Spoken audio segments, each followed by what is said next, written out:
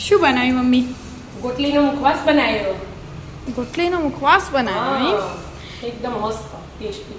એવું? કેરી તો ખાઈ જ લઈએ અને કેરીની ગોટલી એ ખાઈ લેવાની. હા, 12 મહિના હાચવવાની હતું. એવું? હા, 12 મહિના સ્ટોર કરીએ એવું. હા, કેવી રીતે બનાવ્યો? હેડ શીખવાડ્યું તને? હેડો. હેડો.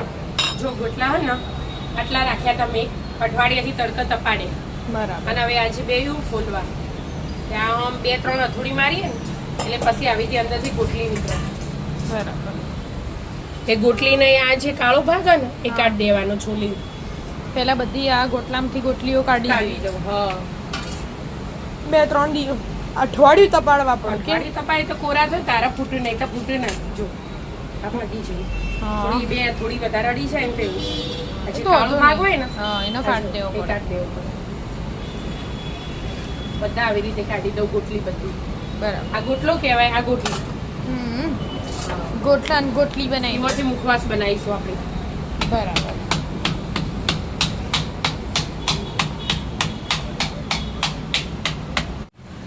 ગોટલામાંથી ગોટલી નીકળી જાય. હા, બધી બે કરી દીધી. ઉપરથી બધું કાળું હતું એ છોલી કાઢ્યું. અને હવે 1-2 પોણી બરાબર ધોઈ દેવાની અને આખી રાત આવી રીતે પાણી ભરી અને રહેવા દેવાની. પહેલા હું ધોઈ દઉં. ધોઈ દો. ધોવાઈ જાય અને હવે પાણી ભરી આવી રીતે આખી રાત રહેવા દેવાની. ઢોકી મૂકી દેવાની. બરાબર. એટલે કડવાશ હોય ને આપણે ગોટલી કડવી હોય એટલે પોણી રાખીએ ને તો કડવાશ નીકળી જાય. પછી સવારે બાફીશું આપણે. બરાબર. સવાર પડી ગઈ. જો શું આવું પાણી થયું ને શું આવું થઈ જાય પાણી? કડવાશ હોય ને એટલે હજી 2-3 પોણી બરાબર ની ધોઈ દેવાની. બરાબર. જો ડોલ ભરીને જ લીધી હવે 2-3 પોણી ધોઈ દઉં હું પહેલા. મસ્ત રીતે એટલે આ કાળાશ હોય બધી નીકળી જાય. બરાબર. અંદર અને કડવી ના લાગે ને તો ખાવાની મજા આવે. ગોટલી મુખવાસ 2-3 વાર ધોઈને બાફા મૂકું. બરાબર. ધોઈ દીધી? 4-5 વાર ધોઈ. જો એકદમ પાણી ચોખ્ખું થયું ને ત્યાં લગી ધોવાનું. આ પાણી મૂકી દીધું મેં ઉકળવા. હવે ગોટલી એમાં એડ કરી દેવાની. બાફાની હોય. બાફવાની હોય. બાફવાની એટલે થોડી મહેનત કરવી પડે પણ મુખવાસ મસ્ત લાગે.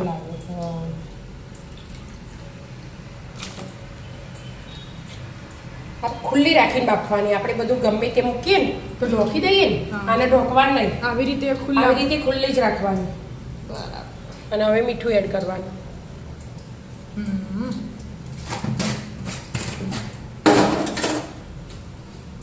એક ચમચી ભરી મીઠું નાખીને ગોટલી વધારે ને આપણે એટલું હવે બફાવા દેવાનું. આમ ખુલ્લું રાખીએ ને એટલે કડવું ના લાગે. બરાબર. એટલા માટે બફાઈ જાય મમ્મી? ઉકળવા માંડી. હવે આપણે ચેક કરશું બફાઈ છે કે નહીં બફાઈ જાય એ જ જોઈએ આપણે. જો બધી આવી ફાડવાળી જ કરી દેવાની. એટલે આમ હાથમાં પકડીએ ને અટકી ઘડીક વાર લાગશે. હજી થોડું અવાજ આવે. અવાજ ના આવો જો કુણી થઈ થઈ જાય. એકદમ કુણી થઈ જાય. ઘડીક વાર ઉકળા પછી થઈ જાય. હવે બેટા બફાઈ છે. આ ગેસ બંધ કર્યો અને હવે આપણે ચેક કરીએ સારીથી એટલે ફટફટ કપાઈ જોઈએ એટલે બફાઈ છે. જો પાણી કલર 3-4 વાર ધોઈ તો એ છેવું થઈ ગયું. એટલે હું ફરી હજી 1 વાર ધોઈ દઉં. સીધું ઠંડા પાણીમાં જ મૂકી નાખો. એટલે ઠંડુ નહીં આપણે જે હોય ને નોર્મલ. એટલે ચીકાશ હોય ને હા. કડવાશ હોય એટલે ચીકાશ હોય જ. એટલે 1-2 વાર ધોઈએ ને પછી કોરી કરવા મૂકીએ કટિંગ કરી. બરાબર. બધી કાઢી દેવાની પહેલા. હું તને ચેક કરી બતાવું. તો આમ આપણે સમારીએ ને આવી થઈ જવી જોઈએ. આવી થઈ જવી જોઈએ ફટાફટ સમારી. અને આવી 2 ફાડો તો બધી કરી દેવી જ પડી. બરાબર. સારી બાફા મૂકીએ ને એટલે જ બધી કાઢી દેવાની.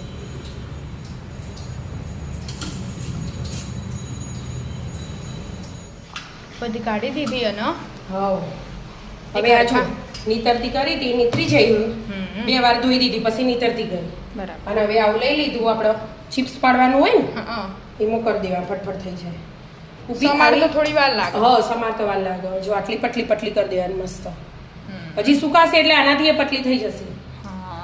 એટલે જો ઊભી કરીએ ને તો આવી થાય અને આડી કરશું ને તો આટલી નાની નાની નાની થાય થઈ જશે. એ આવડી નાની થાય એટલે આપણે જેવી ખાવી હોય મોટી કરવાની એટલે મોટામાંથી ને એની તો થઈ જ જવાની અને એની કરીએ ને તો ઝેર થઈ જાય પછી એટલા માટે સૂકવીએ એટલે હાથને ફેવરીએ ને એટલા માટે બરાબર. બસ ખાલી આમ કરવું હોય બધી આવી રીતે બનાવી કોટનના કપડામાં સૂકવી દઉં બરાબર. આટલી ગરમી એટલે એક જ દિવસમાં સુકાઈ જાય સુકાઈ જશે. કટકા થઈ ગયા? હો બેટા જો મસ્ત પતલી પતલી થઈ જાય હમ. બધી એવી રીતે શેણી કાઢી મેં અને હવે 24 કલાક જેવી આમ મૂકવીશું ને હમ. એક એક કોટનના કપડામાં મૂકી દેવાની અને મસ્ત ઉતરી જાય આપણે આખી રાખી બાફે ને બાફીને પછી શેણીએ ને એટલે પતલી પૂરી થઈ જાય અને પહેલા શેણી કાઢીએ ને થોડી વાર લાગે આપણે તડકો મસ્ત આવી ગયો.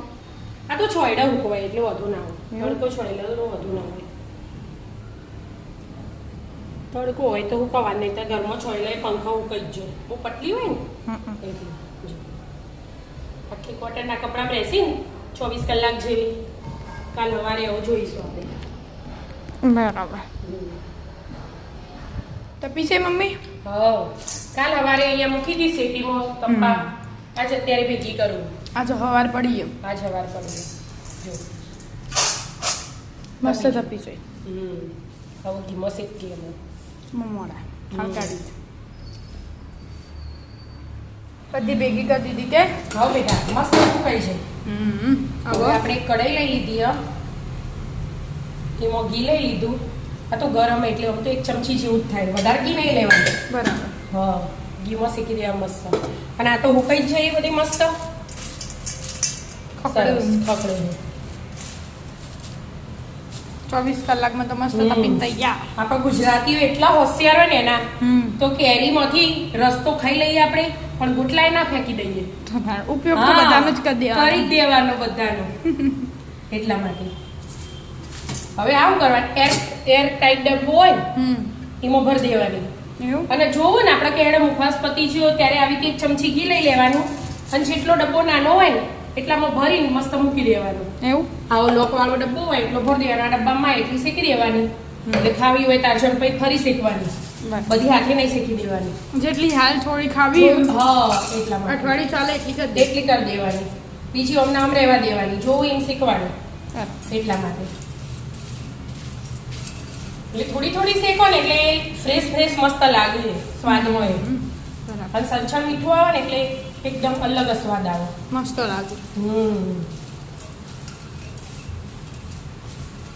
અને આપણે પાણીમાં આખી રાત પડી રાખીને એટલે કડવાશ કડવાશ બધી બધી જતી જતી રહી એટલે એકદમ કડવી એ નહીં લાગતી ને મસ્ત લાગે સ્વાદ ખાસી ઓછી ના થઈ જાય હમ. કાલે લીલી સૂકવી હતી એમાં જ બધાએ ખાઈ લીધી ખાસી તો થાય.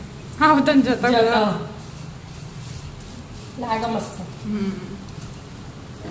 ધીમા ગેસે શેકો થોડીક વાર લાગશે કલર આખો ચેન્જ થશે પાછો બરાબર. મસ્ત શેકે છે તે. આખો કલર ચેન્જ થઈ ગયો ને હવે સંચળ મીઠું એડ કરી દેવાનું એના ઉપરથી એટલે એકદમ મસ્ત ટેસ્ટી લાગે મસ્ત મેથી મેથી લાગે. હા મીઠું મસ્ત લાગે મીઠાથી સ્વાદ અલગ બદલી જાય પાછો આ મેઠાવાળી મસ્ત લાગે. મસ્ત લાગે એકદમ અને સંચળ મીઠાનો સ્વાદ અલગ આવે પાછો બસ ગેસ બંધ કરી દીધો મેં તૈયાર ગોટલીનો મુખવાસ ગોટલીનો મુખવાસ બનીને તૈયાર આવી જાઓ મિત્રો મસ્ત મજાનો ગોટલીનો મુખવાસ ખાવા જો મિત્રો અમારા વિડીયો ગમતા હોય તો લાઈક શેર અને સબસ્ક્રાઇબ કરજો રાધે રાધે